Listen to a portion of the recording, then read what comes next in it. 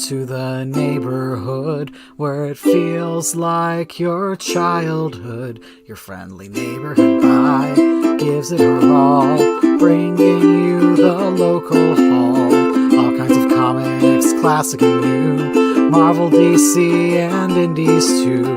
Readers and creators in unity. Welcome to our community.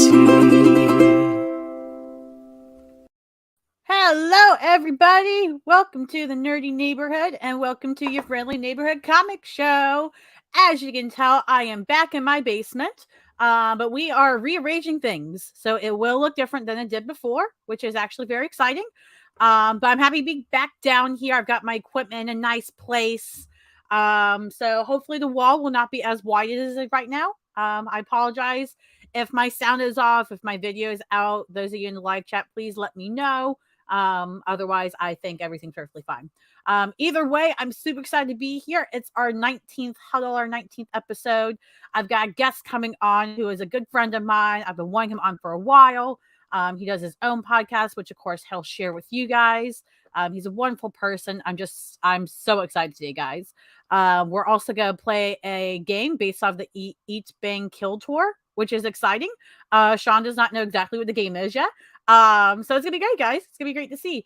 We're gonna talk about our poll. We're gonna talk about who won the mayor. See if we still need the emergency HOA meeting. You know, we might need our first one of that. And we're just gonna have a great time today, guys. So let's do it. Let's do our first segment.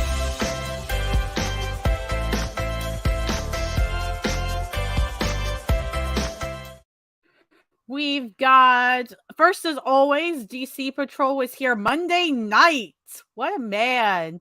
What's up, DC? We got Eric here as always. I'm sorry, the Punister. He brought a great pun earlier while we talked about Mayhem in September. I told him that it's because Mr. Freeze wasn't here to talk about September. So, we're trying. We're having some fun. Joe is back. It's been a couple of shows since you've been here live. Good to see you, Joe. We've got Chris Evans, the real one, here. Already talking about Dr. Essex. If you don't know who that is his precious Nathaniel, aka Mr. Sinister. He's still doing bank heists in the neighborhood with Black Cat. I'm amazed they're lasting this long as a duo, so that's really great to see. And even Emmett's joining from his island today. What's up? I heard you're on an island. We're gonna have to see Zeddy himself on your show tonight, so I'm excited to see what chaos Zeddy and Chris bring. You're gonna have a lot to clean up, Emmett. Best of luck to you. That all said, I want to go ahead and bring on our guest for today. If you don't know him, you should. He does his own podcast called The Caption Life. He's amazing. Please welcome Sean. Hey, what's up, Sean? How you doing? Good. I love the clashing you got. You got an X-Men hat, but a super shirt. Yes, I know. I'm a fan of everything. You see my back wall. I got a mixture of DC and Marvel stuff, and got a bunch of like Funko Pops and comics over here and everything. So I like to kind of mix everything up and try to represent as many of my favorites as possible. So yeah, I was gonna say you even got that nice Hawkeye poster, and yes, you did reviews for those that were fantastic. Oh, thank you very much. Yeah, it was my favorite show. And honestly, I would have loved to do more of those. It just took up a lot of time for me to be able to pull that off. And I happened to be able to do that for Hawkeye because it was around the holiday break and I had a little bit more time to be able to do that. But it's just something I felt like at the end of it, I really loved doing it, but I don't know if I could do it every week like I was doing on top of the show that we do now too. So, but yeah, I appreciate that. I'm glad to hear that you enjoyed that. So. Yeah, no, that was a ton of fun. You and I were both kind of doing reviews, and we were like messaging each other, being like, "So, what did you think of this? Can you read my review and see how crazy I am?" Like, that was a ton of fun. I miss doing written reviews. I've cut back a lot on that too, just because it's funny. I think written reviews tend to get the most exposure in terms of that. That's kind of how you make a name for yourself, but it takes so much time. You know what I mean? It does. Yeah. Well, especially when it's something that goes out week by week and it's not all dropped at once, because I know I'm somebody I have to go back and kind of rewatch the episode to remember, some of those details that they've kind of dropped in previous to pick up on what they may have dropped in the new ones coming out. Yeah. But I've learned that it's a really good practice for if you're watching it as it gets released week by week, right before the last episodes get dropped, to go back and watch all the previous episodes, because there are just so many things Mhm. I forgot about that once you watch the last episode, it's all fresh in your mind, and then you're able to kind of write or do a TikTok video or whatever with all those things kind of more fresh and be able to write some of those notes down. But it does take a lot of time if you want to do something that's really well, that's kind of beyond just here's what I thought about it, I liked it because of this or that. But if you wanted to like pull out like different elements in terms of if you're trying to critique the art form, or if you're trying to pull in elements that's part of the grander universe that is the MCU and all that, it takes some time to be able to look into that. So it is a lot of fun, but it's a lot of work as well too. So I get scaling back from doing that every week. Yeah, I completely understand. I'm still trying to find my fig again with that. But before we get too much more into the episode, I wanted you to have a chance to go ahead and, share your pod, because I know you've just made some changes to it recently. You're trying to get a new flow of it. Those of you in the chat, if you haven't, please say hi to Sean, and go follow the Caption Life podcast on Twitter. But yeah, Sean, tell us more about the pod. Yeah, so the show's called the Caption Life Show. It started as a podcast with me and two other guys I actually met on Twitter. That's how we connected. And one day we said, we should do a podcast together. And so it started with the three of us about 3 years ago. And then the past year and a half, it's been just myself and Kevin, who was the co-host. And we were doing it when we first started it. We put out episodes whenever we had time for it. And then about a year and a half ago, we decided that we wanted to do a little bit more consistent episodes. And so we were putting them Mhm. out every other week because Kevin was a teacher and he just had a lot of responsibilities, a lot of things going on. So he said that he can only Yeah. really commit to like twice a month. And so that's what we were doing. And then, the more we talked about, the more we decided that we're going to kind of switch things up a little bit to where I would be kind of leading the show and he would join as a guest host whenever his time would allow, just because he just doesn't see his time kind of changing a little bit to give more to the show, which is totally fine because he's a very busy guy, and I totally get him needing to kind of Yeah. prioritize his work and his family, stuff like that. And this is something that we decided let's kind of change it up so that way he can still come on the show when it allows him to be. So Mhm. I took the past month of August off just to try to recalibrate and restructure the show a little bit. So now we're going to go from a show or an episode every twice a month. We're going to actually do it every week. Mhm. And I'm going to have guests on the show who are either comics creators or huge fans that have a really strong passion about whatever their fandom is, or something that is unique, that I want to give them a platform for people to know this person is out there and this is what they're talking about. So if this is something Mhm. that you really enjoy, definitely follow them and give them a listen and all that.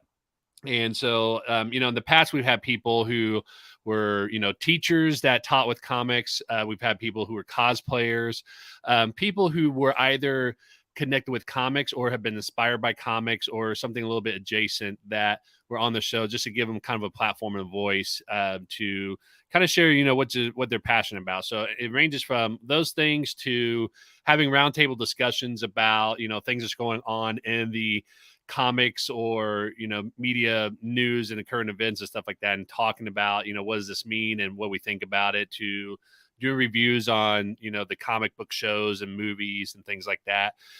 So we're going to be doing it every week now, and now we're officially under the Comic Watch family banner, so we're going to be associated with. Nice. Yeah, thank you. So I've been doing reviews for them for over a year now. I think it's going to be 2 years coming up soon. And so they, Mhm. reach out to me. It's like, hey, would you like to, kind of have the show be part of the Comic Watch family? And so now what that means basically is that it's whenever you go to the Comic Watch website, there'll be a page, dedicated for the show whenever a new episode comes out. And, Mhm. just kind of give them a shout out with the show and everything. But it's kind of under that banner now. So yeah, so that's what we've been doing, is we're going to, start doing an episode every week, and it's going to be under Comic Watch. And we have a lot of great people lined up. We're going to be talking about D23. Our first Mhm. episode's coming out. It's going to be interviewing a man named Danny Quick, who is a indie comics writer that wrote um, a comic called Ace Blade. Mhm. And he's also, what's really fascinating is he's done all this on his own, but he's also has his own I think like a store and studio that he's added Okay. escape rooms based on his comics as well too. So Oh, wow. yeah, yeah. So we have a lot of great people lined up and already kind of booked for the rest of the year. So we're really excited about it, and I'm very excited to see how this goes. I am Yeah. somebody that's I'm really busy with other things as well too. So I'm hoping that I have a structure where I could do it every week. I keep my head above water. So I'm committed to at least do it for the rest of the year. Then we'll see how that goes, or if I need to change it again. But I'm really Yeah. excited, and we got a great rest of the year playing for everybody. That's great. Well, welcome back, man. Happy to Yeah. have you back and hopefully refreshed. And now you guys get more weekly things. You're welcome. You get this show. You've got Gathering the Geeks with Emma and Chris here in the chat today, and now you've got Sean as well. So there you go. What more could you want? Emmett said you spell your name the right way, and he likes you already. See? That's right. The Irish way. Yeah. And Eric says the Immaculate X-Men hat. Chris literally said the same thing. Is immaculate the word of the day? You I'll know, take it. yeah. Comic inspired escape room sounds pretty cool. Yeah, that's what I was thinking. I wonder where would be the best place to put those, and like what comic inspired escape rooms would you like to see? Nobody say when Gwen Stacy dies. We don't need that, guys. Don't you dare say that. Right. Well, I think, to be honest, I think Batman theme makes a lot of sense because there's Yeah. a lot of that kind of stuff that we've seen in a lot of different media, especially in the Arkham video games Mhm. with his challenges with the Riddler in the Arkham Knight game. I feel like that's a Yeah. very much an escape room type of mentality. So I feel like Batman is already it's already something that makes sense to do escape room theme with that. Yeah. Yeah. Yeah, I think anybody with detective stuff, that's always an easy one. So even Daredevil. Um, Mhm. I think the danger room for the X-Men would be a ton of Yes. fun. Make that an escape room. Escape the danger room. Good luck. And then you get out of one room and you think you've left the danger room, but you really haven't left it. You're just another part of it. You're like, son of a bitch, Charles. That'd be a lot of fun, especially if you have somebody that has the tech know-how and the money resources, is to be able to create a room that has this pretty much filled with like interactive screens, and then you can Mhm. like magically transform it to like whatever the next scenario is. So you don't even have Yeah. to go to like another physical space, but have some sort of interactive hologram, stuff like that, that really mimics the danger room. I think that'd be really fun to do. Yeah. I think that's my favorite one already. I know Yeah. when I was in New York visiting my friend Lisa, who does a Simply Amazing pod with me, we did escape rooms there, and I can't remember what the place was called, but they did like themed escape rooms. Like the first one we did was Egyptian themed, so that was Hmm. cool. We had to like go find a tomb or something and get out. Then the Hmm. second one was fantasy, so we had to like go through a castle, and there's even like crawl spaces if you can crawl. You don't have Yeah. to. A door will open, but you can go into crawl space if that's your life. And then there's a dragon and stuff. So those are pretty cool. So yeah, I think Disney and like Universal and stuff at those amusement parks, they should explore like themed escape rooms because you Oh, could literally yeah. do the same thing as like a regular escape room, but just make it look like Batman or Spider-Man or X-Men, and we'll Right. all think it's the greatest thing on the planet, you know? Yeah, yeah. I wouldn't be surprised if they are, because I know Disney have went away from calling their parks, like they still call it park, but I think they have like a division that the parks fall under that's called like um property experiences or something like that. And so it's not just Yeah, parks, but just like where you go to like a physical space and it's supposed to be like an extension of Disney of some sort. So I'm sure that yeah, there's somebody who's probably pitching, thinking about like how can we make this a part of something that we're putting together and all that. But I want to yeah. say, with what you mentioned with your podcast, I was listening to it the other day, and first of all, I Uh-huh. think this as well, but I'm also a big fan of Nightcrawler because he was one of my favorite X-Men growing Why you're up. here, Sean. Yeah. It's why you're here. I Right. trapped you. No, I'm kidding. Yeah. Oh no. Yeah. And it's well, and what's interesting is that I was raised Catholic, and I was like a pretty I don't want to say devout Catholic because I wasn't like conservative Catholic by any means, but I was like somebody, I was like really into it. but Mhm. was still, like on the liberal side and things like that. But I was really into being Catholic. And so, of course, when I was reading comics, I loved Nightcrawler because he was Catholic. And of course, Daredevil because he was Catholic and all that as well, Mhm. too. But I love Nightcrawler as one of the X-Men. And I remember when I was a kid, I would read, stories from Marvel from like the authors or writers that would answer questions that fans had about the characters. I remember one that was Mhm. Nightcrawler, and the fact that I learned from that story that sticks with me is somebody asked a question, what does it smell like when Kurt transports or Mhm. teleports? And the author said it actually smells like rotten eggs. I'm like, that is such a Yeah. terrible. Like, can you imagine? Yeah. Like every time you teleport, you're like, do I really want to teleport and like, you know, have that scent like stuck with me every time I do that. So like every time I see Kurt teleporting, whether it's in the cartoon show or in the movie, stuff like that, that's what I'm thinking of. Like he's smelling rotten eggs right now, and I'm sure he's probably getting sick of it. So yeah, but That would be fun to see that, like, try to simulate that, like, in a danger room, like, they teleport you. They yeah, might, like, just drop you onto the floor, move you, push you back up in our spot, but that smells like rotten eggs. So you're like, yeah. "Damn, that was cool, but fuck, this smells terrible." Like, "Wasn't worth it, bruh." That would Yeah, be really exactly. cool. Yeah, well, I'm sure they could do that. Well, especially when we're talking about Disney with, all the 4D stuff that they do and how they actually put out smells to get that sensation and everything. I'm sure they could do that. Yeah. So, yeah, that'd be a lot of fun. Yeah, Escape from Andy's room. Yeah. yep, bring up Disney. I love this. Before the toys eat you, imagine getting closer and closer, and your anxiety is just like rising. What? Yeah. Okay, which we are way off topic, guys. We're gonna get to the poll soon, I promise. But this has been quite. This is so fun to talk about. Which toy would you be most afraid of to eat you? Oh my gosh. I mean, the first one is obviously Rex because he's a T Rex, but he's such a baby too. I'm Yeah. honestly pretty scared of Mr. Potato Head. Like he's an asshole. I would say it honestly it would probably be the abandoned toys from Sid's house Yeah, because they're so like disfigured and the zombie fishing like pole that. lady. Yeah, yeah, exactly. I figured those would probably actually be the more terrifying ones that you would probably have nightmares about if you ever had that Yeah. simulation in front of you. So yeah, that would be my fear. Yeah, that's a good point. I wanted to say hi to Anas. He just popped in, or they did. I'm so sorry. What's up, Anas? Glad to see you here. And in regards to your conversation earlier about your Catholicism, you're talking about Eric wants to get you into Huntress because she is hella Catholic, and she Oh, is. I don't think You I should knew talk to that. Eric.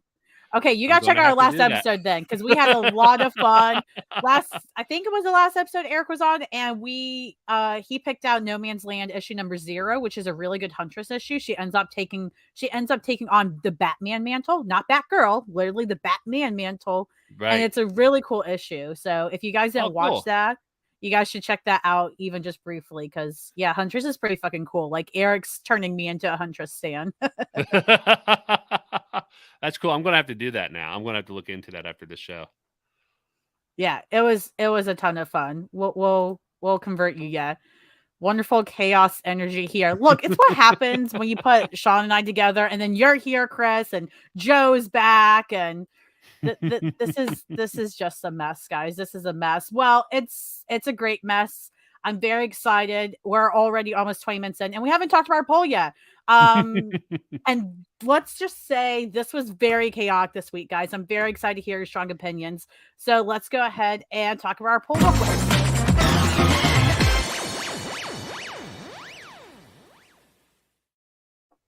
So if you haven't watched my show before and you're terrified by the transitions, too bad. I do transitions here.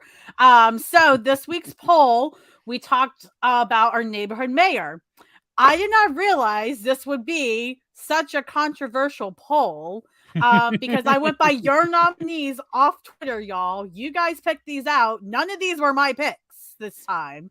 And we had the options of Storm, Penguin, Wonder Woman, and the Joker. For those of you that did not see the chaos unfold on Twitter, originally Joker was winning by a landslide, and listen, you are either on the side of chaos or upset. So those of you in the live chat, please share whether you were team chaos, for the Joker winning or team upset and you wanted literally anybody but Joker. It was so upsetting to the point where people were threatening to leave the neighborhood if Joker won. I should have screen capped those comments. I did not, so I apologize for that. But listen, the good news is that in the end, Storm won at 36.8%, not even the full 37, but she won. I think the big question now, other than what we're going to talk about, which is, what if the Joker had one?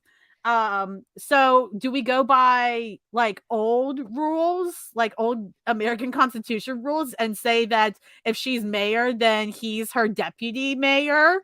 Or does she Oh get my to god. pick her running person? We got a lot of things to figure out in the neighborhood, guys. So I want to hear from Sean in just a second. But those of you in the live chat, while I hear from Sean, while we hear from him, let me know whether you think Storm should have to take on Joker as her deputy mayor because he won second, or whether she should get to pick her own. Sean, what do you think? Well, I think it depends on how you're living in this neighborhood. Like, if this is a legit neighborhood that I would be living in and actually have this lived experience, I would not want the, Joker by default be deputy mayor, because I would think that the whole time he's going to try to figure out a way to kill off Storm and take over, or just create chaos the whole time. Now, if I'm somebody that this is like a short-lived thing that I want to have the experience I can always opt out of, I would love to have the Joker, because it would make things a lot of fun and interesting just to watch it fold out, right? But if I was like living in this neighborhood permanently, I would not want that. Yeah. So what so because I know, like, I think Eric was one of the first people, if not the first, to nominate him on Twitter. He Mhm. used the example of one thing we're talking about today, the Harley Quinn show, and Right. specifically the Joker being mayor there, and what he's doing in that light. Would you Mhm. be okay with that Joker, that current Joker, how he is, being in a position like that, or are you still like, no, like, if it's not fun and games, I don't want it? Right. Yeah. So that's an interesting question, because I think if we're just going off of what we've seen so far, I wouldn't have a problem with it, because what I love about what we've seen in the Harley Quinn show is how there has been character development with the person of Joker, that we're seeing a side of him that we haven't really seen in any other medium before, right? Is like an actual changed person of Joker where he's still his persona, Yeah. but he Mhm. is the suburban dad, which is just funny to think about. But you see, I think it pulls off. It gets pulled off very well, because you see how he struggles with that. He does really come to terms with, how to make the best decision that goes beyond himself, and beyond just, creating chaos, that he's actually responsible for people. With Mhm. that being said, there's always the possibility that this is just a facade, or, he goes back to his old ways and everything. And that's always a possibility, because that's just how Joker has been, right? But so far with what we've seen, I think it's actually a lot of fun to explore this part that we probably would never see in any other type of show, or, comic, because we have the animated series comic as well. But in terms of some of the more traditionally written comics, we probably wouldn't get this a whole lot, because of how established this character is. So if it was this person that we see, I would say that it is less chaotic, but still chaotic in the sense that Joker is probably still going to make those knee-jerk decisions on who, what he would have decided when he was the Joker, prior to being that suburban dad. And so Yeah. I would be okay with this version of Joker being deputy mayor, because I think would actually be a lot of fun to see. What it would be almost like a Michael Scott situation, right? Where he probably Mhm. has all the best intentions, but just makes the wrong decisions every single time. And then by the end of it, he tries to make the right decision. So I think it would be something along those lines of what we see if Joker was deputy mayor. Yeah, I don't know. I'm also trying to think about, like, Storm and the Joker, like, having to work together, Hmm. basically. I think that could be an interesting balance, oddly enough. I think, yeah, obviously they would butt heads a little bit and Storm be like, "What the fuck? Like, stop instantly reacting to everything, buddy." Hmm. But I think she could actually help him. So I think if it's that version of the Joker, like the one from the Harley Quinn animated series, that he's all crazy socialism and shit, I think Right. that'd be fine. I think Right. that would be the right amount, because at the end of the day, if he fucks up, Storm's gonna put him in his place. We Right. also have to Yes. consider, can Storm keep him in line if she has to? And the answer is yes. Yeah. 110%. So, Yes. those in your live chat, let us know, yay or nay for Joker to be deputy mayor. That Joker, the Harley Quinn one, not the Killing Joke one. Don't play games, guys. We don't want any of that. I also want to bring up, while they're telling us in the live chat what they think of Joker being deputy mayor. Mm-hmm. Everybody, a lot of people wanted to leave the neighborhood because Joker almost won. They were like, if he wins, I'm out. They were like, I'm stepping out of here. And I think you were even one of those people, Sean, that was like, I gotta go. Like, I'm packing my bags. I'm out.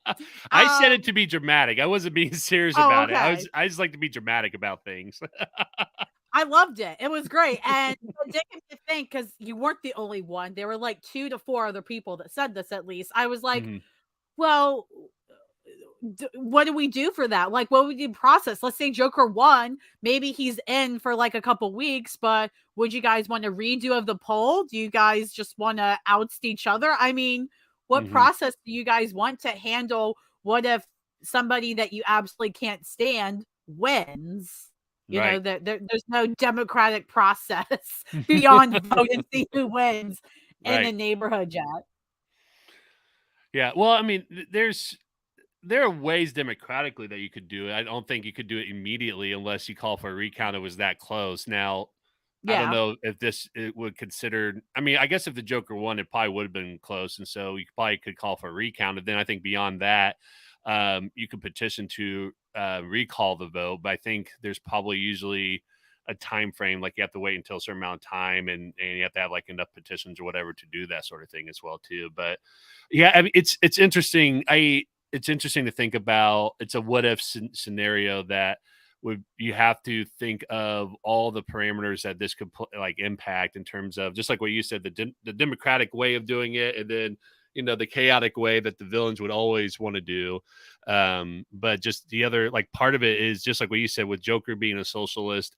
It'd be interesting to see what Storm's political views would be, if she would be more of the middle left leaning, or if she'd be along the socialism route, but it'd be vastly different than what a different kind of socialism than what Joker would be advocating for, or if it would be something completely different as well too, or even something like more along the lines of libertarian. I could see like someone might make an argument for that as well too. But I think it'd be interesting to kind of see what people would think, what Democratic or what political party would Storm find herself associating with or aligning her views with as well.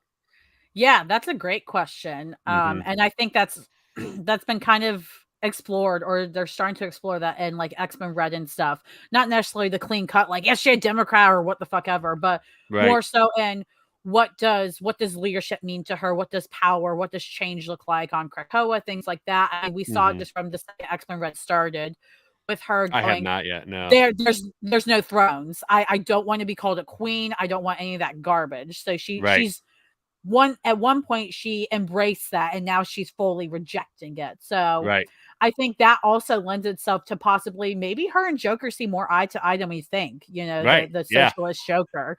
So I think that's a great point. I like that you brought that up. And I wanted to point out on the poll here, guys, let me move the banner at the bottom so you can see. 68 votes. We were so close to 69, guys. One vote away, guys. One vote could have changed it all. It could have been 69.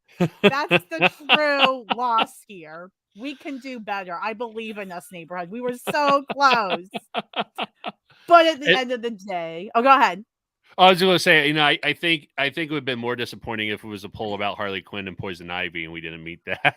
That's true. You know what? Maybe we'll have to throw up a poll about them. And if we don't get 69 votes, I'm going to cry. If we get 70, I'm going to cry. Well, once it hits that number, you just got to cut off that poll. So that way I'm like, no more votes. That's it.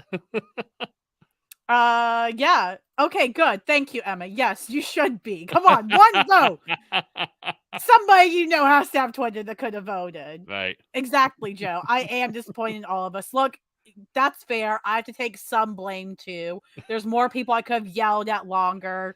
More people I could have ran to their houses and clicked the button for them. I mean, that's completely valid. But it looks like so far, Chris is saying yay for Joker to be deputy mayor, which makes sense. He wanted Joker to be mayor in the first place. He is chaos. And Eric is calling him the comrade clown, so I guess that's a yes. So if we went by live chat today, guys, Joker would be deputy mayor, just to let you know if I did that. I'm not going to, because Emmett might come down here from Canada and personally strangle me. But that's what would have happened. That said, I think that emergency HOA meeting is canceled. I think everybody's calm. Everybody's on the same page. Just bring in your trash cans, guys. You know how Waller is about those trash cans. But with all that said, it's kind of funny that we ended up talking about Joker from the Harley Quinn show so much, because we are going to talk so much about that. We have so much more to talk about with the show. We have so much more to talk about with the one shot that came out this week. And just because that's all we're talking about, I want to make our little appreciation station segment here. If it ever wants to change, why does it hate?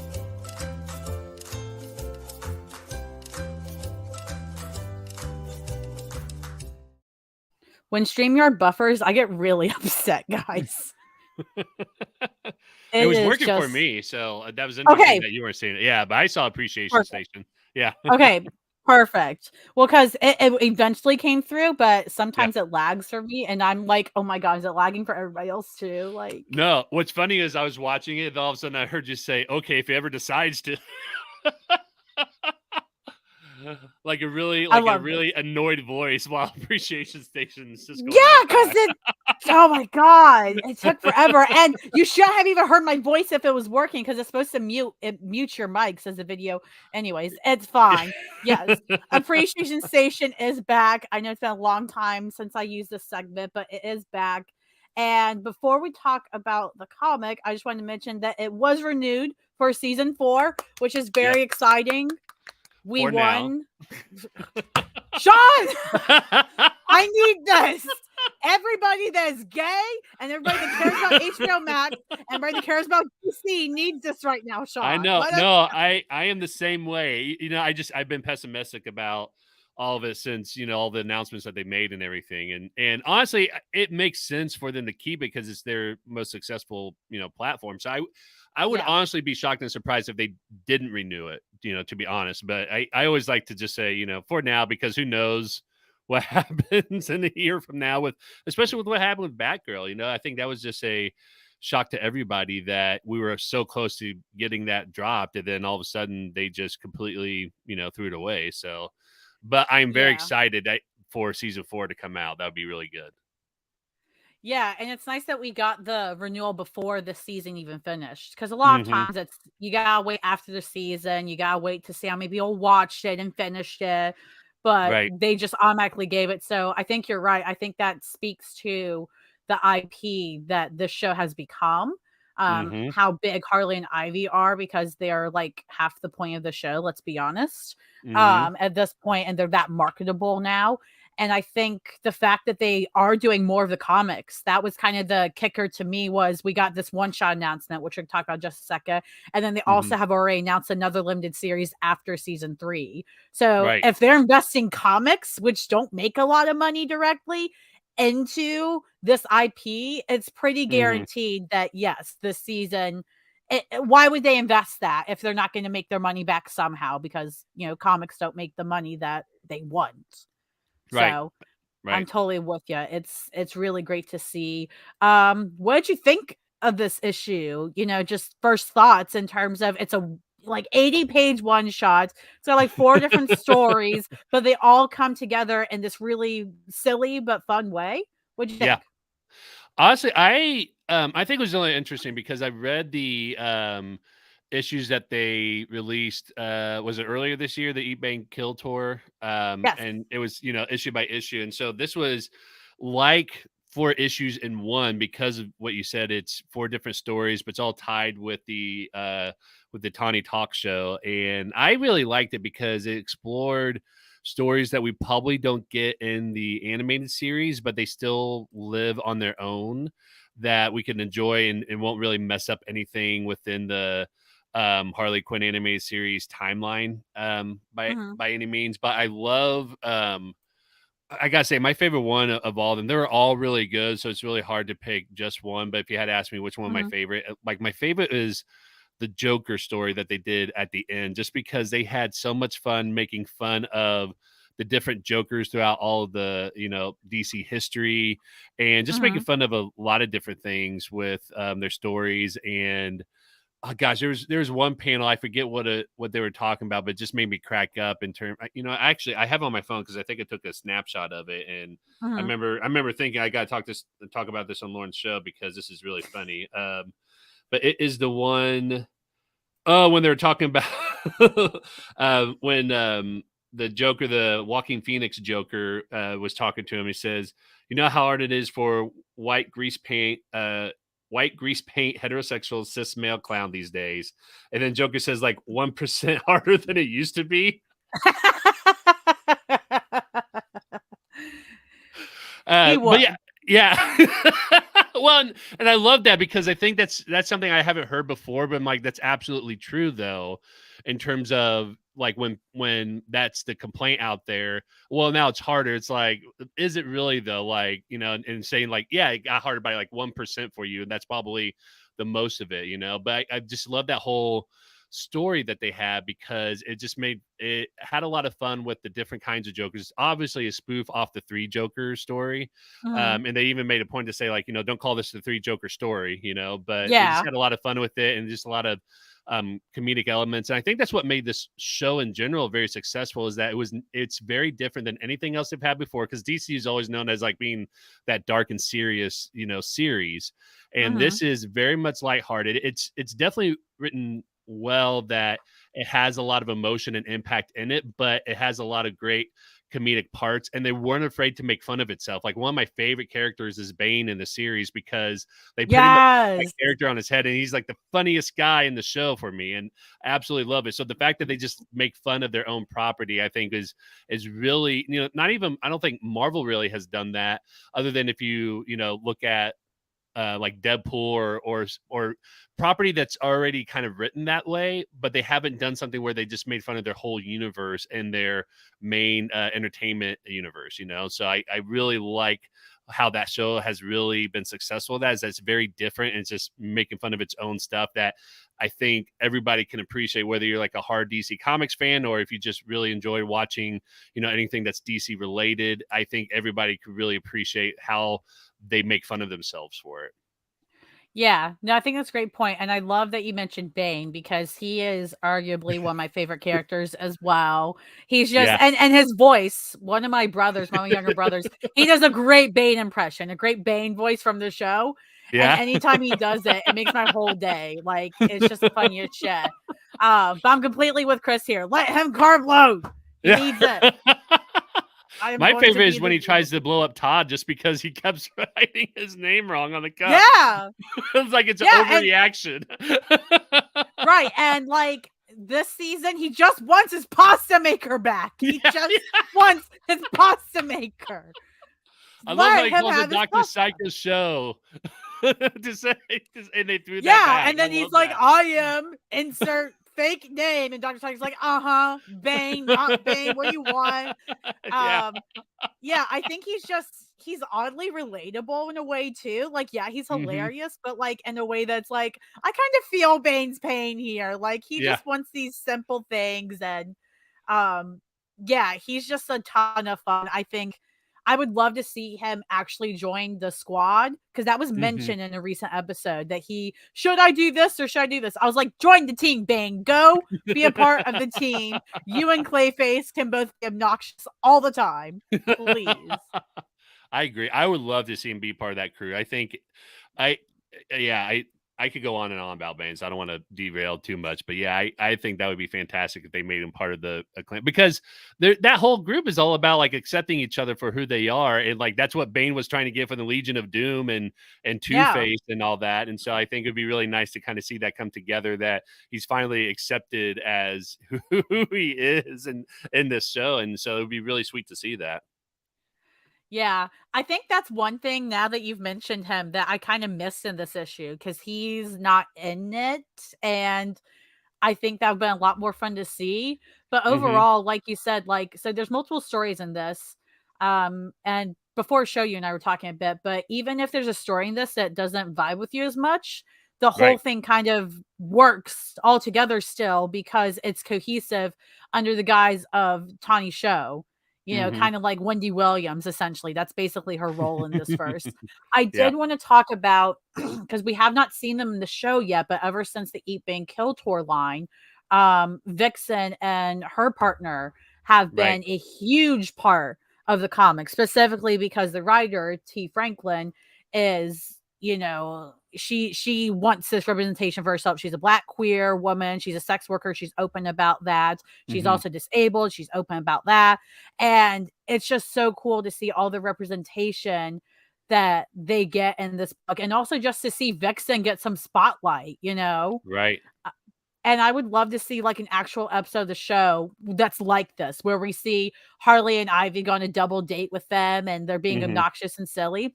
And I picked out this page in particular because people were joking about how, you know, Harley's can lift Ivy so easily. They lift each other up. Look at these idiots. Like Yeah. they're just always jumping on each other like that. That's just what they do. Uh, Yeah.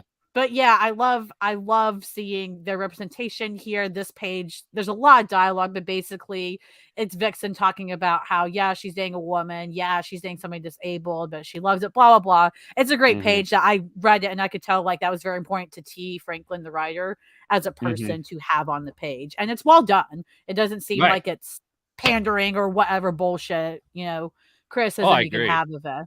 I think it was Right. a really great job, and if they're not on next season, I don't know what they're doing. Like, they need to be in I the next. know.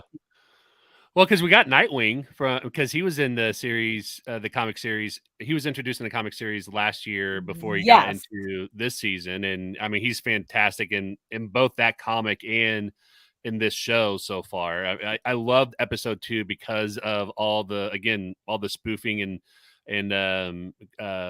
what's the word I'm looking for, the ridiculing that they've done of Dick Grayson as Nightwing with throwbacks to the Titan show, to everything else that people have said about him and everything. I would love to see those two characters and a lot more of the characters that they've been doing in the comics at least get one episode, if not more, into the Mhm, series, because I think that says something about how they've been able to introduce a lot of different characters and even characters that are B and C level characters that we don't see regularly. They made their appearance in both the comics and the show, and so I would love to see more of that happening and continue on the characters that we love, but for every episode maybe see a new one get introduced. So with the whole Dr. Psycho episode that we had, it makes sense why they had him in terms of how they wrote and everything, but I think there wasn't really a new character at all in that episode. So I mhm, would love to see at least a new character for every episode, just either as the part of the main story or just maybe a couple of scenes or something like that. mhm, But going back to what you said with how T wrote that, I really like that part where they're asking her about her new partner and everything like that, because it's one of those things. I know there's been a lot of discourse from some of the toxic fans about how they think this is being thrown in our face and everything, but when you look at this dialogue, you see that these are things that people point out that they don't even realize what they're saying um is borderline offensive and problematic when they're asking these things, because it's written in a way where it's not explicit in terms mhm, of ridicule or being rude or anything like that, but it's things that people are saying that they're not realizing that there is a problem with that. And I love how her response is basically showing why this is problematic and sharing that. And so I mhm. think that's been one of my favorite panels, is how they're trying to reflect what is going on at the discourse in society right now and trying to use this medium as a way to explain why is this problematic. And I think they did a really good job of being able to capture that here. Yeah, I completely agree. Um, I wanted to go back to what you're talking about with like Nightwing being put in, and and that kind of made me think about how earlier in the season of Harley Quinn, Mhm. Bring in basically, half the Bat family. I kind of, me personally, I was feeling like, okay, I don't really like all this because I don't want this to be a Batman show. I have no problem Mhm. with Batman being there. Like, come on, it's Gotham, it's Harley, I get it. But I don't want this show to become about the Bat fam. This is the Harley Quinn show that needs to be, Right. maintained, in my opinion. But I've kind of, after the last episode, especially the most recent one, if you haven't seen it, I'll try not to spoil too much, but basically, where it involves them going into Bruce's mind and things like that, and you kind of see his trauma and becoming Batman and all that. I was like, you know what? This was actually one of the best episodes in the entire show. All right, I'm Mhm. okay with this. If they keep doing stuff like this, it works for me. So after Right. all that, I guess I was wondering, how do you feel about them introducing the Bat Fam into the Harley Quinn show? And do you like them involved? Do you want them less involved? How do you kind of want to see them continue in the show if you want them there? Right. So I like it in the sense that it's again doing something a little bit different than what we've seen before. So in season 2, we had a whole episode that was just focused on Batman and them introducing Batgirl and the macaroni, which I'll be honest, Hmm. I don't know if the macaroni was a thing before this show, but if not, like great creativity there. But I mean, they did a whole episode and Harley wasn't even in it. And I love how they pretty much ridicule the toxic fanboys at the beginning to show how ridiculous they are. Episode 2, I think I'm sorry, season 3, episode 2, I think they did a really good job balancing out because even though they brought in Nightwing, you still saw what Hmm. was going on with Harley Quinn and Poison Ivy and that gang. Hmm. But I'm okay with some of these like one-off episodes just to tell different stories because what they did with season 2 with Batman returning into Gotham, they did the same thing with the previous episode in season 3 here with Joker, Hmm. where the whole story is just about Joker, and then they made it funny where Poison and I'm sorry, Ivy and Harley came back and like Hmm. we're gone for one day, and now he's the mayor, and so Yeah. I think it works, but I think you're right is that they have to balance it. They can't, put it in too much because again, this is the Harley Quinn show. But I think what they've done so far was still a pretty good balance in terms of, being able to tell those stories as kind of a standalone story without it being detracting of, it being about Harley Quinn and everything. Cause it still ties in to the end of it. Cause I can see, the Joker being the mayor is probably going to be one of the, main plot points at the end of the season of Harley Quinn as well too, and they kind of did the same thing with all the other episodes as well. So I'm okay with it right now, but just like what you said, I don't want it to be too much. I think just having maybe one episode a season where they tell a story that Harley and Ivy aren't even in the story at all, I think is totally fine as long as it ties into the bigger story, which season 2 with the Batman focus story they did because that's how they introduced Batgirl and that's how they introduced Macaroni and all that. Hmm. And then, I think this season, the Joker story, it made sense to kind of do it by its own thing and not have Harley and Ivy involved because it just made a lot of sense to kind of do it this way to try to, one, kind of remove, Commissioner Gordon out of the race and to, deal with the Hmm. Harvey Dent thing happening, in the season. But I think it made sense in doing it that way. So as long as it all ties into the bigger picture, I'm okay with them doing those things. But again, just like what you said, I think as long as they're only doing like one episode a season, I think that's probably the good balance, especially since it's only, I think it's just 9 or 10 episodes a season that they're giving us. So that's, about 10% there. I think that's a good number. So, Yeah. Yeah. No, I would agree. I think, an episode, like 1 or 2 episodes a season, absolute most. I would not go more than two, hmm, with things like that. Cause yeah, it's again, it's not like these are like 22 episode seasons. Like you don't right. need a lot of breaking up in between, but of Hmm. episodes. But yeah, I think it worked. I was shocked at how much I liked the Joker Mayor episode because when it Yeah. started, I was like, oh my god, this whole episode's about to be about him. I don't care. But I still watch it because I love the show. So I was like, I'll give it a shot. Fine. I was very Yeah. mad. And then I got more mad because I had a great time with it. I was like, I don't want to have a good time with the Joker. What is this shit? But that's the nice thing is that the show, even if you're a fan of the show and love it, it Hmm. still challenges us all at times at different points as Yeah. fans. Right. Whether it makes us enjoy something we don't usually enjoy or whether it tries something new and we have to adjust to it. Hmm. Um, So yeah, I think that's been pretty cool. I want to ask about the comic one more thing. What did you think about the art? Because there were different artists involved on it, particularly Hmm. different ones from the Eat Being Killed tour book, which the main artist of that I believe was Max Seren. Max did a phenomenal job, I think, capturing the animation style while also putting their own twist on it. What did you think Hmm. of all the different art styles in this? Um, I enjoyed all the different styles because I think it works really well. The one that you have up here right now is actually one of my favorites because this is, Hmm. I think this is a great way of showing how action is happening in a single panel and not having to break it up panel by panel because you can follow pretty Hmm. closely how the action is working in that single panel. I will say the only artwork that I wasn't a fan of was the one with Clayface, just because with it being based on the animated series, you feel like it has to resemble that a little bit. And I felt like this was a very different Clayface than what we've seen before. So, Was that this um, one?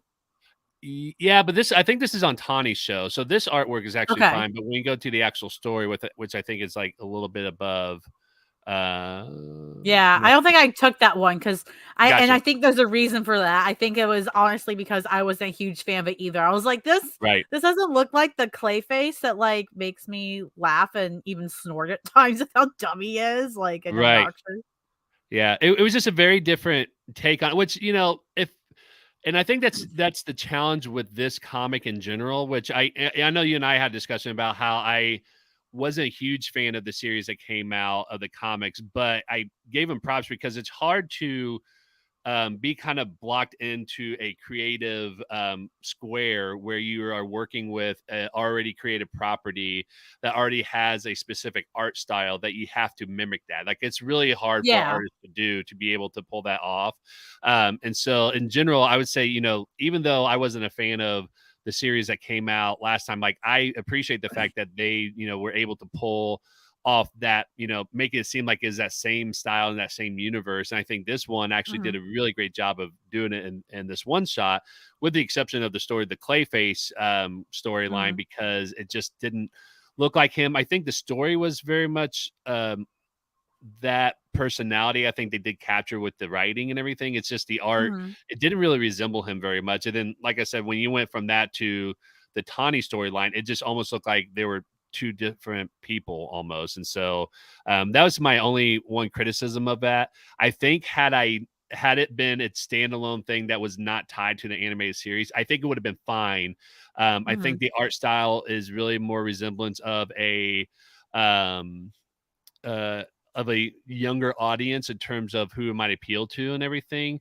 So I Mhm. think it was a standalone that this was not tied to animated series. I think that would have been a different experience altogether. But because you're working out of a framework of this is what the characters look like from the show, I'm kind of expecting that, and you don't get Yeah. that. It already kind of puts you, at a step below what you're expecting because of that. So Yeah, I completely agree with that and understand it. I want to go back to this page real quick because I just love this dumb joke here. I have the high ground. yeah, yeah. Like the And they Joker loves Star Wars confirmed, I guess. yes. Well, and when they first introduced the red suited Joker, I forget what they called him, but how Mhm. when they open up the door and he says the line from Heath Ledger's Joker, "Well, Yeah. hello, beautiful." Like I cracked up so hard at that because that's just what they're doing. They're just taking a bunch of the Jokers that we've seen over time and just compacting them into this story. I just absolutely love just how much fun they had like with this. So yeah. Yeah, it's I think more than anything, one shots like this and the little spinoffs they do of the show, they resonate because just like the show, people have a great time making these things. They're not Yes. afraid to embrace the meta shit. They're not afraid to just have so much fun with it. So again, Hmm. even if not everything about hits for you, you can tell they had so much fun Right. doing this shit. And that's Yeah. why it keeps working. As long as they're honestly, I think as long as they're still having fun doing these comics for it, doing the show, as long as they're still having fun with it, I can see them going on for a long time Hmm. because we're going to continue to respond like this. The second they stop having fun, that will start showing. If that, Right. I hope it never happens, but if it ever does, it will show because the quality will go down with it, you Right. know? Right. So I Exactly. think that's really the beauty about the show and the IP of, the Harley Quinn verse, the Harley verse, as we like to call it. Mhm. Any last thoughts before we move on to our game? Any thoughts on what you think's going to happen the rest of the season? We've got what, 2 episodes left? Yeah, I think we have 2 or I mean, I know we're getting close to the end and everything. Obviously, I think there's going to be it's almost it almost seems like they're going to set up what happened at the end of season 1 where there's going to be some sort of clash between Harley, Ivy, Joker, and Bruce again. But with that being said, like I just don't know what because it seemed like all those storylines have been kind of wrapped up almost. Like I don't think there's a continuing conflict happening in the series that I'm aware of where they're going at because Joker has just become mayor and there wasn't I don't think there was any conflict that was happening with that. The end of this last episode, I don't think there's really any obvious conflict that's coming out of that as well too. So I'm kind of curious to see how they're going to wrap up this season with only a few episodes left and what direction going because I don't know if they're introducing something else or they're going to bring something back or what, but I have no predictions just because I honestly just don't know where they're going with this right now, and that's totally fine because everything has just been kind of a smash hit so far with what they put out this season. So uh, Yeah. so I honestly just have no idea. I don't know what to what to guess of it. So Yeah, I think that's kind of fun with the show too, is that it is so unpredictable because like I know the hmm start scenes, I was like, okay, the whole Frank plot. And then they just said, huh, we're gonna forget about Frank for like 4 episodes. Except hmm Ivy will care a little bit, like she'll get word. But other than that, we gotta do Joker, we gotta do this and this. So I think right, that's just the next thing that's coming up is, dealing with Frank. And we saw the end of this episode and right. zombie apocalypse coming up because of Bruce. And honestly, I would really like to see I like the idea of seeing not necessarily deceased here. I think that would be fun, but I hmm think more exploring the theme of like the heroes or the villains. Like Right. basically Bruce has been the villain this season. There's no other villain. It's Bruce. Joker is good now, being mayor, wanting to actually help people. Right. Like Harley is essentially a hero now. She's Yeah. basically a hero. She's hmm literally Bruce's psychiatrist now, Yeah. therapist. Like Yep. so yeah, I'm interested to see what happens next because again, this season started out with Ivy wanting to do her plant apocalypse thing, basically. Right. Then Frank got taken. Then it was all about Frank. Harley doesn't really want to be a villain. It doesn't hmm seem like, but she also is like, Ivy, babe, you do you. Like, so yeah, I think that might be the cliffhanger is, they get Frank back, whatever, and then Ivy's still like, by the way, I didn't forget about my plant apocalypse, guys. And Harley's gonna be like, so we might have to go to couples therapy about this, babe, because Right. that's just not a good idea. Like, just make a garden. Make a garden for yourself. Right. Right. Yeah. Well, and I think realistically, they do have to introduce that sort of conflict between them because right now they're kind of in that honeymoon stage where like all the conflicts have been, they pop up and then they get resolved within one episode. So I think Yeah. whether it's the end of this season or they introduce the next season, I think that'll be like the next logical step is for them to kind of, almost go through like a mini breakup or take a break or something like that. But yeah, I completely forgot Mhm. about the apocalypse part or the zombie apocalypse at the end of that. And I guess that makes sense for them to have to like put the genie back in the bottle in a sense. Yeah. But yeah, I mean, it's just like we said, it's everything is kind of turning on its head now where Bruce is the bad guy now and Joker is now the good guy and I think in the one shot it's funny. I love how the fact like whenever someone refers to them as villains, like Poison Ivy is quick to say eco-terrorist and I think Harley's was Mhm. anti-hero, something like that, or Yeah. anti-villain or something. And so it's a lot of fun to see them talk about that and how they don't want to be associated as a villain when that's how they started off with the series to begin with. And I think it's just a really interesting character development. I think at some point they have to, for season 4, they have to think about how they're going to introduce new sets of villains that make sense because you can't have all the Bat family end up being like the villain by character development because that's just not how the characters are normally No. written. So you Yeah. have to introduce like some sort of third party villain, like almost like a maybe Darkseid comes back since he was in the second season. Maybe he comes back for the fourth Bring season, and in I think it'd be fun to bring in so I was thinking what if at the end of the season or even sometime next season, depending on how it goes, because Mhm. Harley's Bruce's therapist, a big thing for Batman, Bruce right now is processing his trauma and why he's Batman. Right. What if he actually works through all that and decides not to be Batman anymore? So Right. then now you've got Batgirl doing her thing, you've got Dick still doing his thing, whatever. Damian even, but Bruce is like, I'm gonna go retire on a beach on an island. He's gonna go Yeah. hang with Emma. Well, yeah, with Batman and Selena. Emmett. Like, Yeah. yeah, like they're gonna go do that. And everybody else is like, well, shit, what do we do? I think it'd be interesting to bring in like Ra's al Ghul, Yeah. um, and even Talia because they would challenge him heavily on that. Right. He'd be like, "Yeah, I'm happy now. I'm gonna retire." And Talia on the one hand be like, "Yay, babe, you deserve it. Like, of course, beloved." And then Ross be like, "What the fuck, dude? Join me. Let's fix the world by taking it over." Right. Rawr. Like, I think that could work. That could be fun. That well, and I think they would have a lot of fun with if Bruce is no longer Batman, they could have a lot of fun of having the Bat family become the Gotham Knights. But like Mm, Macaroni is now part of the Gotham Knights, and then mm. Harley's squad teaming up with them with whoever the new bat is. And so I feel like that would Yeah. be a lot of fun because they love spoofing on their own characters. And so being Yes. able to spoof on like Gotham Knights stuff, I think would be a lot of fun for them as well too. So but yeah, I Yeah. agree. I think they have to do something to kind of introduce that sort of conflict. And I think if Harley, helps Bruce to kind of work that out and he decides that he doesn't have to be Batman anymore, I think that can introduce a new set of interesting problems that they can really work with in writing material for that. So yeah, I love that idea. Yeah, yeah, no. That would yeah, I think that progression would be challenging to do, but as long as they take the time to story break it well and everything, it Yeah. could work. Cause yeah, I see that. I really see that as a next progression. Especially it's the Harley verse. So what if Batman's been Batman forever, but he gets retired?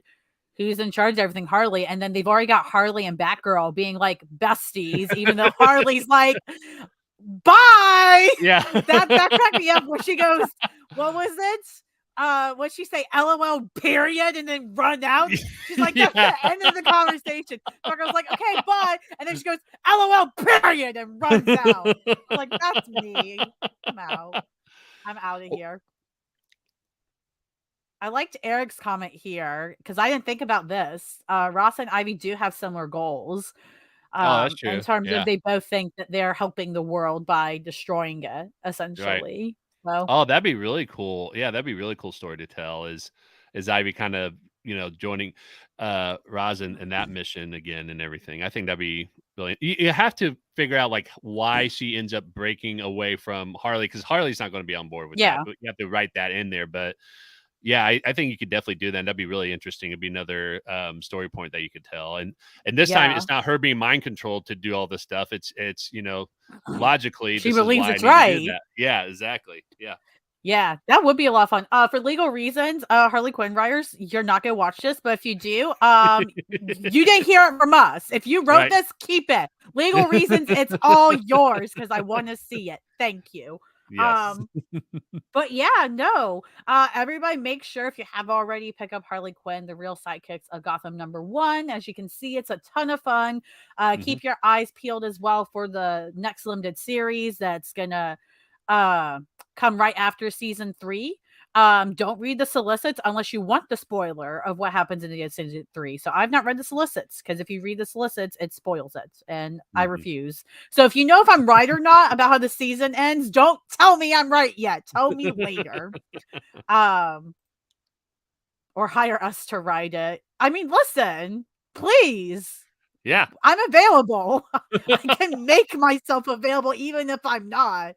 Like, I don't think any of us are gonna say no to that opportunity. oh yeah, We'll make absolutely, the time for it. Yeah. absolutely not. Well, just like we are going to make time for our last segment of the day, which is our Eat, Bang, or Kill game. Woohoo! Alrighty, so listen, I had to tweak it a little bit Uh-huh. because otherwise it would be a very weird game. So, we are going to look at some characters from comics and we're going to decide if we would take this character out to eat, bang them, or kill them. We're not eating anybody. We're not cannibals today, guys. It's not happening. But the other 2 are totally fine. Yeah. Yeah. Yeah. Banging people sounds good. Whether it's Yeah. with a gun or sexual, you decide, I guess. But the kill them's already there. So, like, come on, guys, just let us have it. But yes, so we are going to play this game, and everybody hide from Chris. He is into the cannibal option. Keep the forks and knives away from Chris, everyone. That tells me everything I need to know about him now. If I'm King Shark, that's a good point. Yeah. Yes, it's true. It's true. Okay, guys, listen. No cannibalism today. Maybe another day, but not today. So again, we're gonna look at these characters. I have chosen lots of different characters. I have chosen some specifically aimed at Sean. So hopefully you all will be able to tell when they are aimed at him because he will react. We'll have to see. Are you ready, Sean? Are there any characters you're terrified of seeing on here? I am terrified of all this, honestly. Well, that means we should start right now. Our first, Exactly. would you eat, bang? Would you take Galactus out to eat, bang him, or kill him? Yes, this is Galactus, the guy who eats planets to survive. I feel like, see, the only answer has to be for me to kill him because if I want to take him out to eat, like he eats planets, that Yeah. doesn't sit well for me, And What if there's no life on it? What if it's just yeah. a dead planet? Is that okay? I mean, but even though there's no life on it, I mean, that doesn't mean that there couldn't be life later or how that might mess Mhm. up, the larger, system of that galaxy either when he eats it. So I feel like we have to try to kill him. If Y'all that's are even fun. telling I me know that that's the thing. y'all are telling me that sexy armor doesn't do it for you? Not, I've never, to be honest, I've never really been into the idea of Galactus as a character, so it's just he has no appeal for me What? in general. It's Oh, he's one of my favorites, Sean. Get out of here. I'm calling Eh, Waller. Sorry. I might want to eat a salad. So would a salad be like a moon in this instance? Like Ooh, what is a Galactus salad? This is a great question. I've never thought or of this. Maybe a star? yeah. Or what's the word I'm looking for? Like a trail of comets.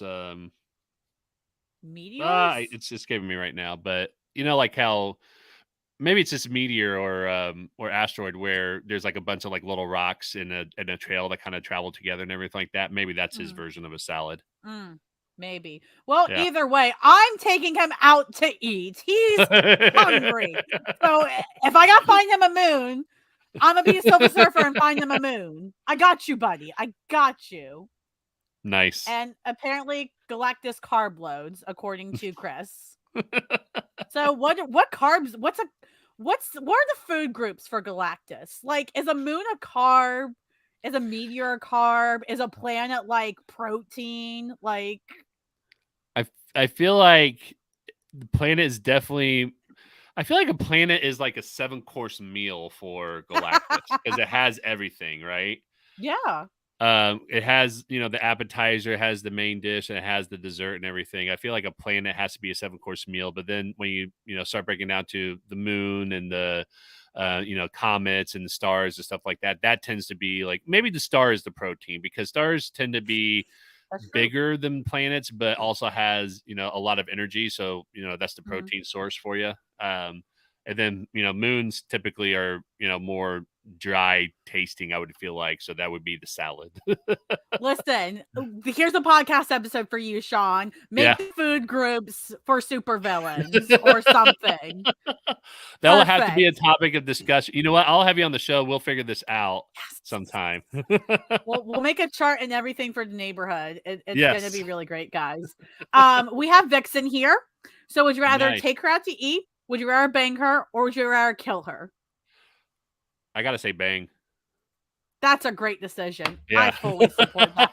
Why would you kill her? What's she done to you? She barely Exactly. gets the time to shine. Like, Yeah. Well, and I tell you, they drew and wrote her in a very appealing way in that one shot. So it's like, yeah, mhm. definitely banger. Yeah, 100%. Yeehaw!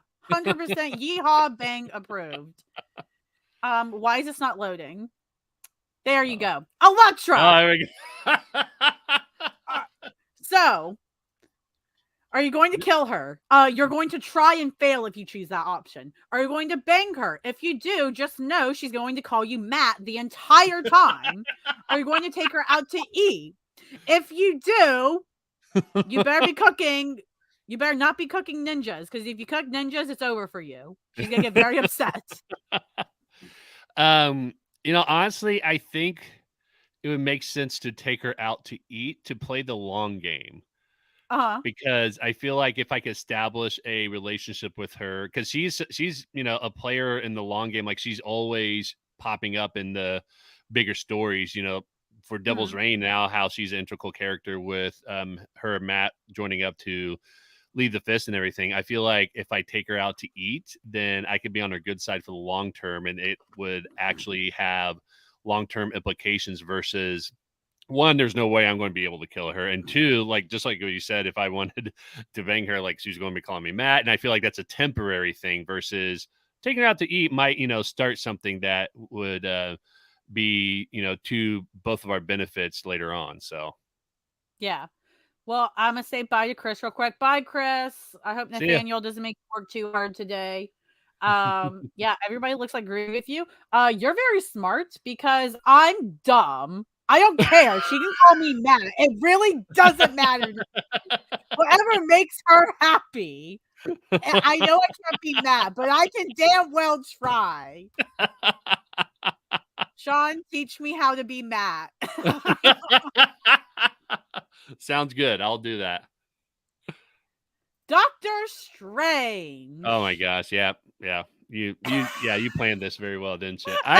When you described it, I was like, Doctor Strange is going to show up. So kill immediately. You're not even gonna just like go have dinner with him? Why you gotta kill him? Nope. So what's funny is on my TikTok, I make a huge deal about how much I hate him. I don't really hate him. I just blow it out. I like to be dramatic. So I just blow it out of proportion just because it's a lot more interesting and fun that way. He's kind of like Galactus for me. I don't find him as a very interesting character. Like even when I read him in the comics when I was a kid, he never had that appeal to me. But I was just like, it's not interesting to talk about how you just don't find this person interesting as a character. So I'm like, I'm just going to go all out and just say, like, I would be okay if he just never showed up ever again. And then it just led into, like, let's just get rid of him completely. And then, like, a lot of people just love how I'm joking on that. There's one guy I interact with regularly, Danny O'Mani, who does a Doctor Strange costume all the time. And so I always Duet or Stitch's videos and talk about how terrible that costume was because it's Doctor Strange. But yeah, I'm like, of all the characters so far, I'm totally fine with killing this one. This is funny because we got a three-way split. So Sean's gonna kill. Joe is gonna bang him. Joe, you better get in before he kills him. I mean, I can wait. That's fine. Everybody can do their thing. But now you got to wait more longer of a permanent thing.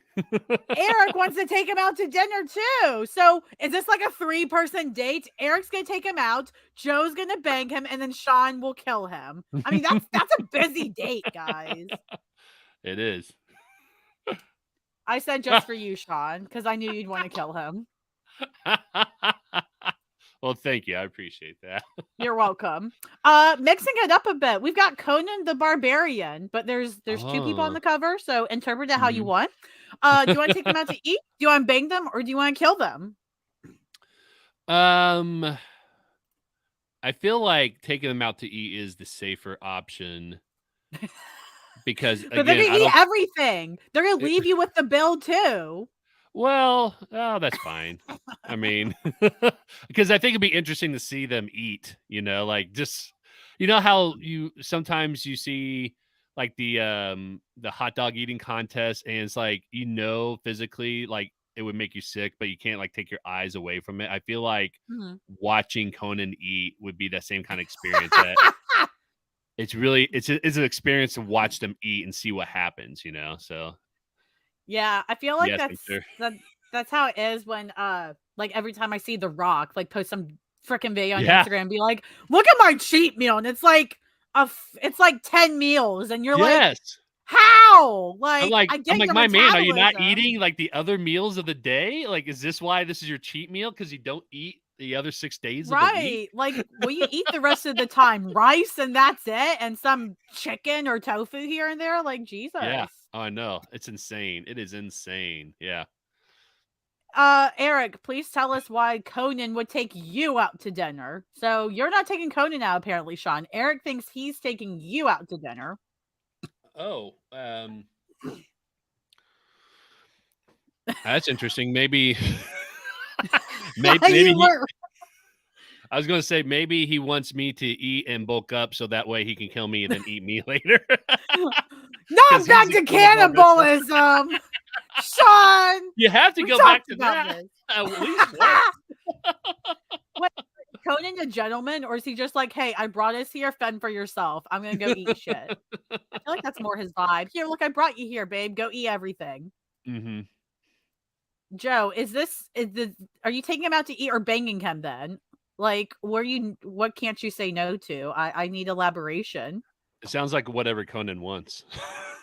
Whatever Conan wants. Right. He's leaving the decision The- up to Conan. I said bang, but to be fair, there's a hot lady there. I think Mhm. I'll take Conan out to eat and I'll bang her. I'm just going with what I don't know. There you go. Yeah. He would bring dinner that he killed that morning. Oh, would you find that appealing, Sean, if he just brought you dinner, like freshly killed and slapped on the table and said, here's your dinner? I mean, if the animal wasn't prepped and cooked and was like still in its dead state, I would be like, you can eat it.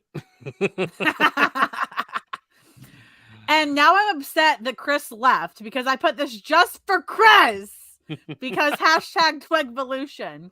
But would you rather take Twig out to eat? Would you bang Twig? I'm not sure if he's an adult or child, to be honest. So if he's a child, please don't do that. Right. Or would you rather kill him? I mean, I'll say full honesty that I am not familiar with this character, so I have no idea. But I would say if there's a chance that this person is a kid, the only acceptable answer would be to take them out to eat because the other two options are just terrible. Yeah. You Yeah. can't do those things. We're going to be besties. Hashtag Yes. Twigvolution. Chris, you're here in spirit. Somebody tell Chris that we put Twig on here for him. This was recommended to me by a friend. I was not familiar with this character, but her name is White Fox. She Oh. looks really cool. I think she's from the Spider-Verse because it was sent to one of my friends who loves Silver Sable specifically. Mhm. So I mean, first impression, you got Image here. If you just saw her on the street and had 3 options, would you rather kill her, bang her, or take her out to eat? I don't know, just from this picture, I say bang. I mean, She's hot. Yeah. That's cool armor too. Like that color itself is appealing. I don't know it- how, but it looks really good. I mean, just minus the blood spatter on her face, but I mean, other than that, like, yeah, I mean, listen, this is very well drawn. Yeah. if you're okay with some cannibalism, I think you can handle a little blood, Sean. I didn't say think you I can would do do the it. cannibalism. I would say that Conan would do the cannibalism. And you're okay with it? I'm not okay with it. I'm just stating a Oh. fact. That's fair. Yeah, Eric says bang. I'm Mhm. glad we all have a brain cell. We are one slutty unit right now. Kingpin!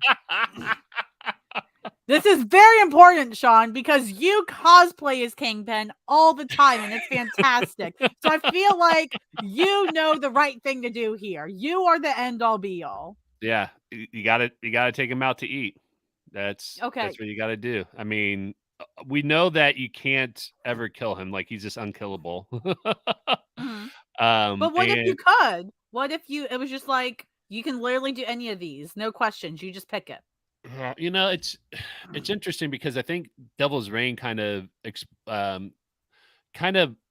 pushed that question out there of when Kingpin went away, it just left a vacuum for Hell's Kitchen and for New York City in terms of criminal activity and everything. And I remember them saying that it ended up being worse than when he was involved. So Yeah. I feel like you don't want to kill him for that because you might actually leave things worse than what they were when he was in charge, because at least you knew what you were getting yourself into, and that there was Mhm. more of an organized system to his criminal activity, and he kind of knew what to expect for the most part. I mean, there was always surprises and things like that, but at least you kind of knew what was going to happen in terms of the criminal activity. Mhm. Whereas when he was gone, it was, it was a lot of surprises, and people didn't know how to handle it and everything. So I feel like you might not want to do that just yet. But now, now he's gone. Like, he's gone from New York City right now, and he's, off on an Mhm. island with Mary now. So yeah, I feel like you have to take him out to dinner and get on his good graces at least. Or to at least give the illusion, like, something, even though he's probably seen it Right, all before, but, yeah, Joe and right. Eric here are, Team Killingham and no frisky business with Fisk. Look, I think Yeah. we could kill him and then let Emma run things. Emma, I'm sorry, but you're coming back here. Yeah. Well, and about the banging thing, uh, I feel like Wilson's not the kind of person that would like, I feel like he's the kind of person that's in a committed relationship, and so he's not the person that kind of mess around either. So I feel like that's not even really an option for him. Now, I don't know, maybe there are some Yeah. issues where he has, but I feel like all the ones I've read, he always seems to be, wants that commitment side of things and not just a, leisure activity. So get wrecked. Yeah. I mean, I'm all for killing him, but you got your good point with the with the begging thing, because I see him as similar. Because people, I'm sure, a lot of mob bosses like, oh, they fuck around, they don't care, but Right. Kingpin kind of has his own little code, and like He I feel does. like that's one thing that would incredibly insult him is if you ever thought he would cheat on the person he was very much with or have any desire to. Like, he would Right. probably kill you himself if you were like, you're just gonna cheat on Mary. He'd be like, you're dead. Like, Right. shut. Never speaking Yeah. again. You don't need to do that. Right. Yep. Agreed. This Creeper. is a Kill him. character Kill called him. the Creeper. We're doing great, Everything guys. just, yeah, not even, no guess, no time needed. Kill him. Everything. But I mean, why anything else? Look at that. look, he The might name have real Creeper, he feelings. looks Maybe he could. creepy. He lives up to the name, I'll give him that, but I mean, I mean, maybe he just needs a good meal. I mean, he does look kind of skinny. Like, a little bit, yeah. You don't wanna see too much of the rib cage, and you're definitely seeing some of that, so, but I said, take him out to eat because I'm afraid to do anything else. That's a I good mean, point. I could try to kill him, but, like, I'm more afraid of him than Kingpin, to be honest, because he just is such a wild card. Like, I don't know Yeah. him. I don't know what he does. Like, Yeah, I don't wanna know. yeah, Take so him I'm out to just gonna be dinner. like, yeah, Eric and I'll take him out to dinner. We'll distract him. We'll keep him away from the neighborhood. Y'all get in the bomb shelters, Yeah. whatever. Lock down the fort. Yeah, they're now creeper shelters. Right. And of course, I had to bring in your guy because again, you are the final say on Daredevil. Right. Um, what are you gonna do? I mean, I don't. I listen. I'm gonna talk through what I think you're gonna pick here. All Okay. right. Okay. I don't think you're gonna kill him. I think that's Nope. obvious. Nope. The most obvious option would be taking him out, Right. obviously. Mhm. But you could also have a one-time bang and be like, you bang Daredevil and just know that for the rest of your life. And you can Right. see what makes Elektra, of all people, that. Like, this guy makes Elektra just fall to the floor. Right. How does he do it? No, well, I mean, and I'll say, I'm not attracted to men by any means, so that's why, like, when a male shows up, it's just that's not an option for me. So it's going to be, and I'm not going to kill him. You're right. So it's going to be taking him out to dinner. So yeah, Yes, you and Eric can take him out, and then Joe and I will there you go. take. Yeah, we got it. We got We'll hand him covered. off to you guys. Yeah. Yes. I said call me Elektra. Listen, if Elektra's calling me Matt, he can call me Elektra. I think that's You the greatest compliment I could receive. you could, that's like the ideal intermediary, right? Yeah, that's it. If I can put on my resume that Daredevil called me Elektra, I win. Like Yes. nobody can beat that. Nobody can do anything else. Exactly. Uh, Joe put the comment that even though he cries before sex, he cries after sex, but not during sex. Yeah, yes, it's true. What's wrong with that? I like cuddles afterwards. Perfect. He can cry while I don't care. What's that There gonna you do to go. me? I'm sleeping. I'm taking a nap. He can cry all he wants. Yeah.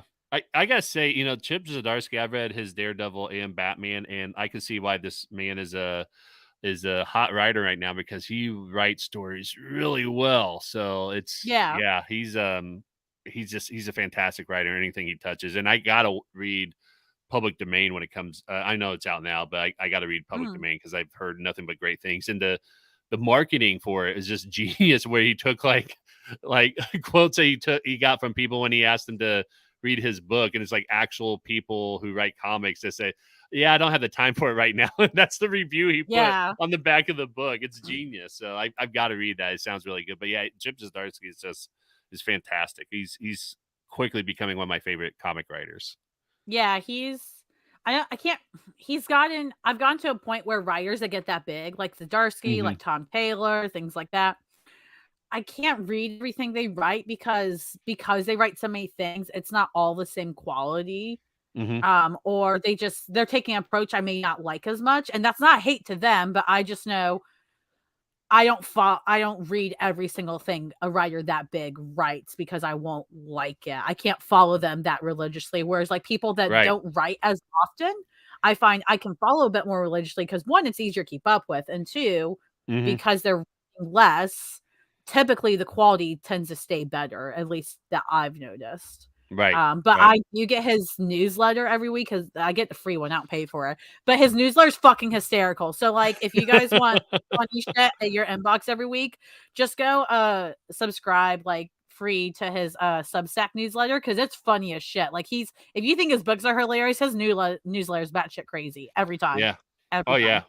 Well, and like the masterclass videos that he came up with are hysterical Mm, too. Like he just like he and I'll say this is I my journey with comics is I got away from it when I was in high school and I just got back into it like 5 or 6 years ago. And so mm, I'm kind of relearning the whole culture of comic book reading, and I am very bad at paying attention to who writes it and who draws it and everything. I've been, trying to have more conscientious effort of looking at those and paying attention and kind of connecting dots of like what else they have, written or drawn from other books I've read and everything. And so I don't Chip Zdarsky is somebody I've been enjoying, but it's not like I'm getting those issues specifically because of him. It's just more of like I love Daredevil, and I wanted to start reading some of the single issues of Batman. I just happened to notice that both of them are written by him and everything, and so, but just yeah, just it seems like everything is put out is just well done, hysterical, and by far just um, I'm surprised that with the news of Tom Taylor being exclusive to DC, that Chip doesn't have something similar in that belt. And maybe he doesn't want to have that. Maybe he wants to have the freedom to do a bunch of comics, and he doesn't want to be locked into a specific company. But I could see him having that same sort of freedom to be able to say, like, wherever I go, I pretty much am gonna, it's going to be a banger, and people will love it because it's just that good. So yeah. yeah. Yeah, no, I completely agree. And honestly, I'm not a fan of people like being, only tied to one thing. Like Hmm. I don't like that Tom Taylor's are only writing for DC. He does so well with Marvel. Like Dark Ages was Dark great Ages, yeah. when he did the run on All New Wolverine with Laura. I mean, that was phenomenal. Hmm. I think there's something else of his I'm forgetting about, but yeah, he really to me, I connect more when he writes Marvel characters than DC for some reason. And that's not that he's bad or anything with DC. He's not. But Right. yeah, I think it's just such a shame. I hope soon. Like I think that's up in the next year or two, that contract. So I hope he Oh, doesn't okay. I hope he doesn't renew it. Like I hope Yeah. he's like, let me do Marvel more. But I mean, he's got made with DC, so I wouldn't blame him, Right. Right. business wise, but that's just me as a fan. But that said, thank you for playing my eat, bang, kill game, even though it was obnoxious and put you in a lot of terrible positions, I am sure. Well, thanks for having me on. This was a lot of fun. Seriously, it's been one of my favorite shows I've been on. Was a lot of Yay! fun. Yes, so thank I'm you. so glad. Well, let's go ahead, and I lied earlier, I guess. We have our final segment, which is our Neighborhood Huddle.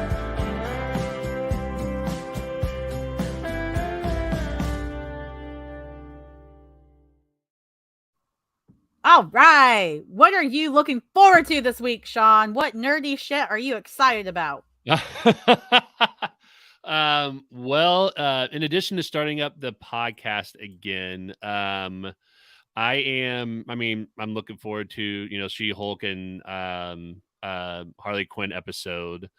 Yes. I'm trying to remember what comic is coming out this week that I subscribe to, and it's lost on me right now. But those are the biggest two. I haven't watched the Ring of Power yet or the House of Mhm. Dragon. I was never really into Games of Thrones.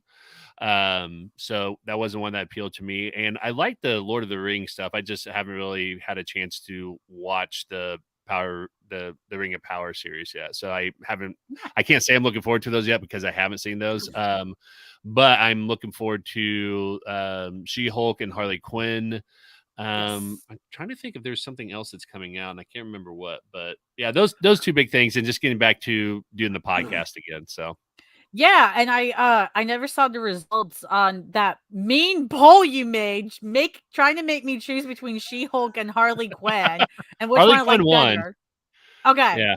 Which That honestly doesn't was just surprise surprising because one of the reasons why I posted that poll me. Mhm. was I've heard so many people say things and talk about She-Hulk and like hardly anything about Harley Quinn. So I was just kind of curious. And then that was really surprising that it wasn't just Harley Quinn, but I think it was by a good 20% of the votes. Mhm. Harley Quinn won. And so it was just really interesting to see how, even though from my end, at least, this is not scientific or research at all, but from my end, I hear nothing but She-Hulk, but people look forward to Harley Quinn the most. And I don't know. I mean, with polls, you don't know the reason behind that. Like, you don't know if because people are enjoying Harley Quinn more, or if people are like the ones who voted, or just against She-Hulk with the discourse that's been happening right now, which is Mhm. ridiculous. But I mean, that could be why they're voting for Harley Quinn, which is interesting because they're pretty much very similar in terms of what their content's about and everything. So, um, Yeah. I mean, the yeah, Harley Quinn show has a more established fan base. I mean, it's in its 3rd yes, season. right, So, and so, that there's that loyalty there. Whereas right, with She-Hulk, the reason you're absolutely right, people are talking about it so much louder, I think, in general, but that's because mhm, it's brand new. So everybody has to have an opinion, everybody has to critique it. If it gets right, another season, which I really hope it does, yes, then the discourse will dial back a little bit, but it's also an MCU show and it stars a woman. right, So there's always a always, bunch yeah, of people running their mouths with yes, all those things there. But yeah, I yes, mean, it's hard for me to pick that because I enjoy them both and they come out the same day. So I watch them back to back. hmm And Thursday mornings are just so fun because of that. Like I'll watch it before I do work and I'll be put in like the absolute best mood. So if anything, I'm just sad that like I don't get like one each day, like one on Wednesday, then one on Thursday. I Because know, it's nice yeah. having that, but I'd love to feel that happy multiple days a week. Yes, exactly. Yeah, I'm the same way. As I wish it was spread out a little bit more, and that way we had something to look forward to, multiple days of the week versus like, just one day of the week. Like these two episodes are out. I watched it. Now I have to wait a whole week for anything to come out right now. So yeah, I Yeah. agree with you. But speaking of She-Hulk, so one of the things I'm looking forward to next week hmm is She-Hulk number 6 because look, my boy is in it. Yes, I saw that. I'm so excited, and I saw a preview of it, and Yeah, it's real Kurt, guys. It's not whatever the hell he's been doing on Krakoa, whoever that clone is. Kurt We get real Kurt Suave. this issue. I'm so excited. And That's awesome. um so spoiler alert in case you don't want it before you read the issue, but in the snippet they released of this issue, they released a snippet. We find out that Kurt's going to She-Hulk because he's going to ask her to be the lawyer for all of mutant kind. And she says yes Oh, because she needs the money. So I'm very intrigued to see how that goes. But I'm also here like, are they doing this because they're going to introduce mutants through She-Hulk, and that would make sense if she's a superhero Hmm. lawyer? There's wheels are turning, guys. So I'm very excited. Right. You know what's interesting? I'm kind of curious if there's ever been a lawyer that's been part of the X-Men mutant crew, because you would think that one of the characters may have went to law school because they wanted to, work on the side of law and everything. So it's interesting that they don't even have somebody that's living on Krakoa with them, that he has to go to She-Hulk to ask her to be their lawyer because they don't have a Yeah. lawyer among them. That's really Well, interesting. I think too the benefit here is that they're having somebody who is technically human, right? She's not a mutant. Right. Represent mutants. I think that's in their favor. Right. If you have a mutant representing mutants, the humans don't feel That is seen. They're gonna true. be like, "Fuck you!" Like, but That's if a you have good point. another Yeah. technical human still Yeah. representing who is respected in law and stuff, that's gonna make you look better. Right. So I feel like this is a image from like a popular painting or something like that. Like I feel like it's got to be a play on something, because I yeah, feel like I've seen maybe something I'm like not that before. sure. It is a Jim Bartel cover because she's amazing. Oh, So I love her work. Yeah, her yeah. art's so good. Yeah.